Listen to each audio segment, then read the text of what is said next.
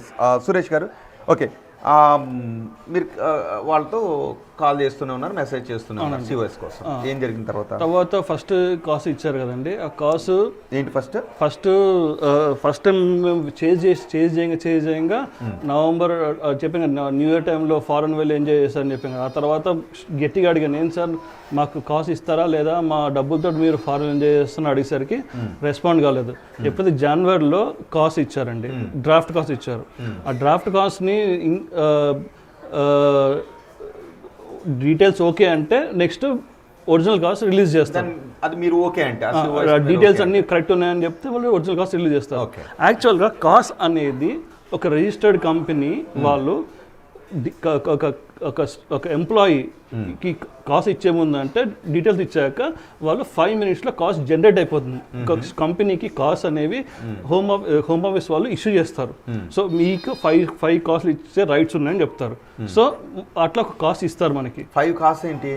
జనరల్గా ఒక కంపెనీకి ఇన్ని కాస్ట్లో ఇచ్చే రైట్స్ ఉన్నాయని ఇస్తారు. ఓకేనా? సో అట్లా ఒక ఎంప్లాయీ వర్త్ఫుల్ ఇంటర్వ్యూ పాస్ అయ్యి అంతా జెన్యున్గా వచ్చాడంటే వాడి కాస్ట్ రిలీజ్ చేసే రైట్ కంపెనీకి ఉంది.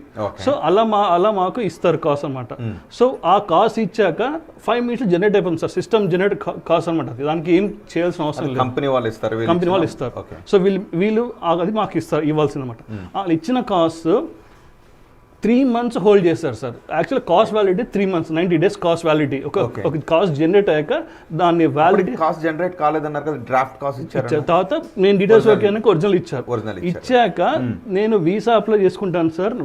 కాస్ట్ వ్యాలిటీ 90 days కదా, వీసా అప్లై చేసుకోవాలి. వీసా అప్లై చేస్తానంటే లేదండి అది సాలిసిటర్స్ ఎగ్జామిన్ చేయాలంట. ఒక కాస్ట్ సాలిసిటర్ ఎగ్జామిన్ చేయాలి అని ఎలా చెప్తారు సార్ మీరు? అంటే మేమంతా ప్రతి సిఓఎస్ లో అలాగే ఉంటుందా? అదంతా మాకు తెలియదని వాళ్ళు ఆడిన గేమ్ అది. మీకు ఏం తెలియదు, పుచ్చిపోయిన యాపిల్స్ కదా సార్ మేము, మాకేం తెలియదు కదా, మేము పుచ్చిపోయిన యాపిల్స్ కదా, మాకు పుచ్చిపోయిన యాపిల్స్ ఇచ్చాడు. ఆ ఫేక్ కాస్ట్ అనేది పుచ్చిపోయిన యాపిల్ మాకు ఇచ్చారు. మాకు తెలియదు పుచ్చిపోయిందని, కోసేదాకా తెలియదు అనమాట. సో వాళ్ళు ఇచ్చారు, మేము అప్లై చేస్తాం, చేయనివ్వట్లేదు, యాపిల్ కొయ్యనివ్వట్లేదు, పుచ్చిపోయింది కదా, చేయని 3 నెలలు ఆపారు. 3 నెలలు ఆపాక కాస్ట్ ఎక్స్పైర్ అయిపోయింది. ఏప్రిల్లో ఎక్స్పైర్ అయిపోయింది. జనవరిలో ఇష్యూ చేసిన కాస్ట్ ఏప్రిల్లో ఎక్స్పైర్ అయిపోయింది. మేము అడిగాం సార్ కాస్ట్ ఎక్స్పైర్ అయింది కదా అంటే వాళ్ళు మళ్ళీ ఏదైతే ఫేక్ ఇమెయిల్ నుంచి కంపెనీ నుంచి ఇస్తారో అంతా వీడే నడిపాడు, బ్యాక్గ్రౌండ్లో ఇతను నడిపాడు.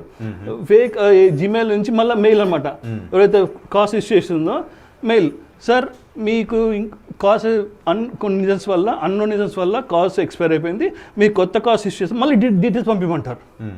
అంటే మళ్ళీ మొదటి నుంచి అనమాట, మళ్ళీ ఇంకో 3 నెలలు డ్రాగ్ చేయడానికి. సో ఫస్ట్ కాస్ట్ ఎక్స్పైర్ అయిపోయింది. ఎన్ని కాస్ట్లు వచ్చాయి మీకు? మాకు 3 కాస్ట్లు ఇచ్చారు. 3 ప్రతిదానికి మళ్ళీ ఏమైనా పే చేయాలా? ఒక్కొక్క దానికి లేదు అవసరం లేదు. 18,000 పౌండ్స్ సరిపోయింది.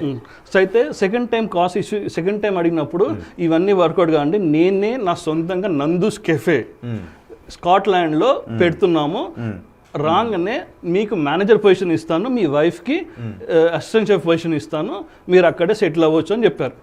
ఓకే. సో 3 సిఓఎస్లో ఎక్స్పైర్ అయిన తర్వాత లేదు, ముందే అండి, మధ్యలో అండి ఇచ్చారు. అది కూడా ఇవ్వలేదు. ఏమైంది సార్, దాన్ని కూడా 2 months చేస్తే ఏమైంది సార్ అంటే కౌన్సిల్ వాళ్ళతోటి ఇబ్బంది వచ్చింది, అందుకే ఆ రెస్టారెంట్ మాకు రావట్లేదు అని చెప్పారు. అది కూడా అబద్ధమే. ఆ తర్వాత మళ్ళీ 2025 సెప్టెంబర్ వచ్చేసరికి మేము ఇంకా పానిక్ అయిపోయాం. అప్పటికే మే 2025 నుంచి సెప్టెంబర్ 1 year దాటిపోయింది సార్. 1 year మేము ఎంత నరకం అనిపించామంటే ఈ లోపల సార్ మేము చచ్చిపోతాం సార్, మీ ఆఫీస్కి వచ్చి నా వాళ్ళు అవ్వట్లేదు, మీరు కారు కొనమంటారు, లైసెన్స్ తీసుకోమంటారు, అది చేయమంటారు, అన్ని డబ్బులు ఖర్చు పెట్టించారు. అప్పటికి మీరు ఎన్ని లక్షలు ఖర్చు పెట్టారు మొత్తంగా? ఓవరాల్గా నేను ఒక 15 లక్షలు ఖర్చు ఉంటుంది సార్. వాడికి అతనికి ఇచ్చిన డబ్బులు కాకుండా 15 లక్షలు ఖర్చు అయింది సార్. నేను నా ఇండియాలో నా కారు అమ్ముకున్నాను. ఓకే, మీరు ఒకసారి అందుబాటులో ఉండండి. ఒకసారి సురేష్ గారు మాట్లాడదాం. సుబ్బారెడ్డి, ఒక బాధితుడు యూకే నుంచి కాల్ చేస్తున్నారు. సుబ్బారెడ్డి గారు, కెనడా నుంచి. సుబ్బారెడ్డి గారు నమస్తే సార్. సుబ్బారెడ్డి గారు నమస్తే. నమస్తే సార్. మీరు కూడా బాధితులేనా? కెనడా నుంచి కాల్ చేస్తున్నానండి. ఎక్కడ? కెనడా నుంచి. కాదండి, నేను బాధితుడిని కాదు. Okay. But I'm like internet doctor. నేను రీసెంట్ గా ఇష్యూ చూశాను ఒక 1 week బ్యాక్. ఈ ఇష్యూ చూసిన తర్వాత I did my due diligence అనమాట. మీరు చూస్తాను అంటే మీకెవరు చెప్పని అవసరం లేదు, ఈ డేటా అంతా మీరే ఇప్పుడు నేను చెప్తాను, మీరు ఆ పాత్రలో వెళ్ళి వాళ్ళు ఎన్ని కంపెనీస్ పెట్టారు, ఏమేం కంపెనీస్ పెట్టారు, ఎప్పుడు ఇన్కార్పొరేట్ చేశారు, రీసెంట్గా ఎప్పుడు డిజాల్వ్ చేశారు, ఏ ఏ కంపెనీస్ ఇప్పుడెప్పుడు వాళ్ళు రీసెంట్ గా May 15th ఒక కంపెనీలో నందు గారిని కూడా తీసేశారు మళ్ళీ డైరెక్టర్ గా. ఈ మధ్య వాళ్ళు వేరే కంపెనీని డిజాల్వ్ చేయడానికి పెడితే కూడా ఈవెన్ రిజిస్ట్రార్ ఒప్పుకోలేదు. They already received a complaint. ఈ డేటా అంతా ఆన్లైన్ లోనే ఉంటుందండి. ఓకే, మార్నింగ్ వాళ్ళ లాయర్ కూడా మాట్లాడారు, అది కూడా చూసాము. ఈ కార్పొరేట్స్ ఇన్ఫర్మేషన్ ఎక్కడ ఉండదు అన్నారు. అవును. ఎవ్రీథింగ్ ఈజ్ ఓపెన్ బుక్ అండి.